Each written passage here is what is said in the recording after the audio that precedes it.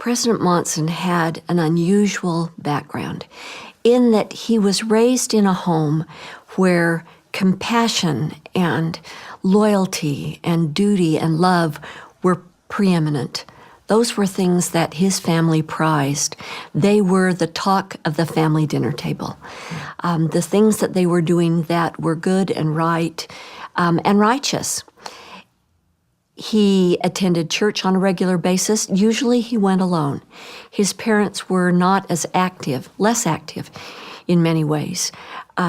So he'd go by himself, and hence his Sunday school teachers and his primary teachers and his Aaronic priesthood leaders became very important to him in learning the gospel. And he talked about them a lot when he was describing his youth. He talked about learning about the early apostles and prophets from Lucy Gertch, who was his Sunday school teacher, who brought Moses to class. And he would talk about that in such a way that you could see that what she did worked for him. And it taught him the lessons of reverence for men called of God. He was able to converse with his grandfather, Tom Condie, who hardly ever attended church, but who had a heart that was filled with love. He had an experience that I think was very formulative for him in his young life. He was sitting on the porch with his grandfather in what was almost a family compound. His grandfather owned a lot of property, and his aunts and his uncles and his family, they all lived together in these duplexes and houses over on the west side in between the train tracks. And he's sitting with his grandfather on the porch, and an older man who was a British convert walking down the street came up and sat down on the swing with them, and his grandfather asked him how he was doing.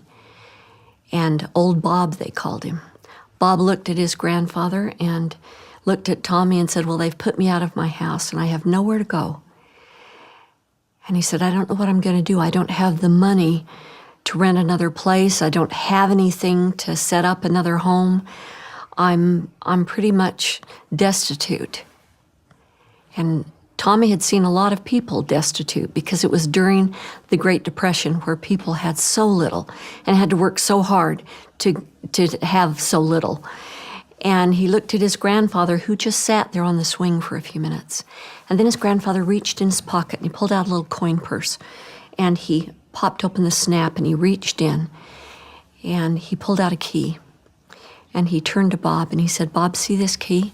It's the key to that house next door. And it's empty. And it's got stove and it's got furniture, and I'm going to give you this key and I want you to live there. For as long as you want to live there, you just be my good neighbor." And Bob was speechless. Bob moved in. Tommy tells of taking Bob dinner on Sundays from his mother's preparation of the family Sunday dinner.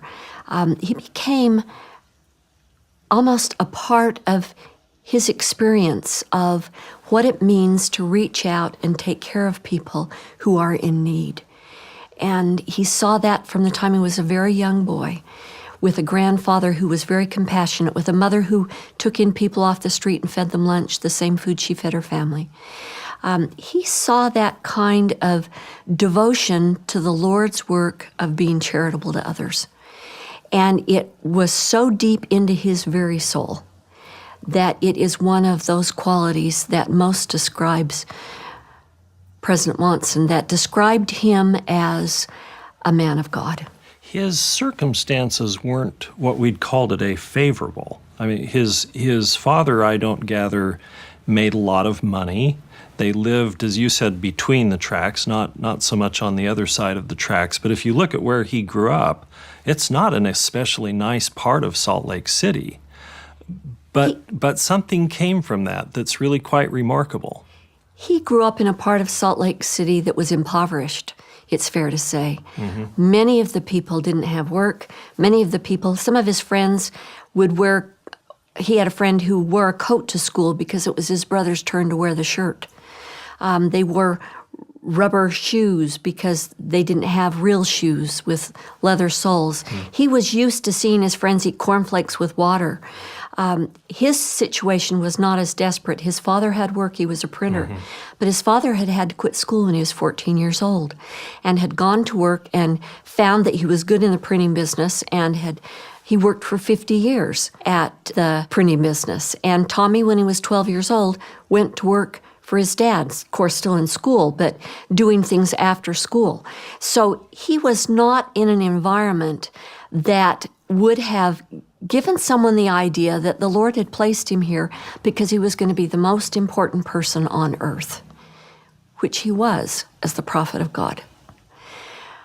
But he placed him there so that he would learn lessons about the importance of every individual, and that no matter their circumstance, no matter the family from which they came, or the type of work that they did, they were as important as anyone who had, in some people's eyes, a higher station. He didn't see it that way.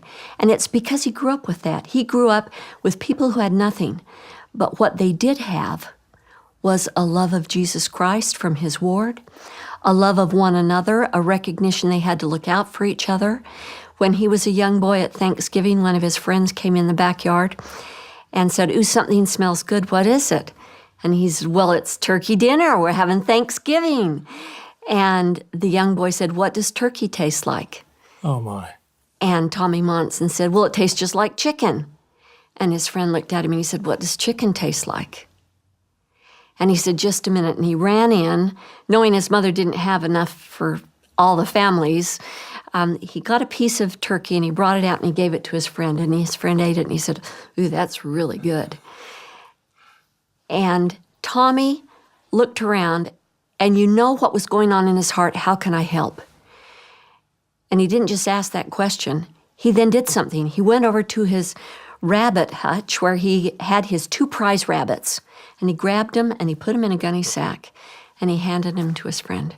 And he said, "You take these home, and the skins will get you some money from the tannery across the street.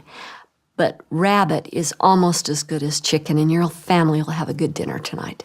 Wow. That's the kind of environment in which he grew up. But he very early learned that his responsibility was for more than himself. It was to reach out and help other people. I think that people saw in him a boy older than his years. Now, that doesn't mean that he didn't have those moments and those times where he was a bit rambunctious. But he talks about the stake president asking him to speak in stake priesthood meeting when he was 12 years old. Wow. And he wrote out a talk and he got up and read it. And after he gave the talk, the president said to him, "That was a really good talk, but next time you don't have to write it. You just get up and give your talk." Because I think the stake president could see in him that there was strength not only beyond his years, but there was something unusual about Tommy Monson.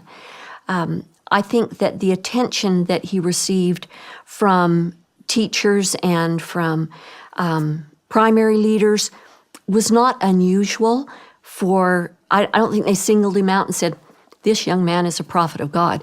But I think that his experience with them was a lesson to all of us, that you don't know who's sitting next to you, you don't know who's sitting in your class of little children, and you don't know what that young man who's passing the sacrament will become.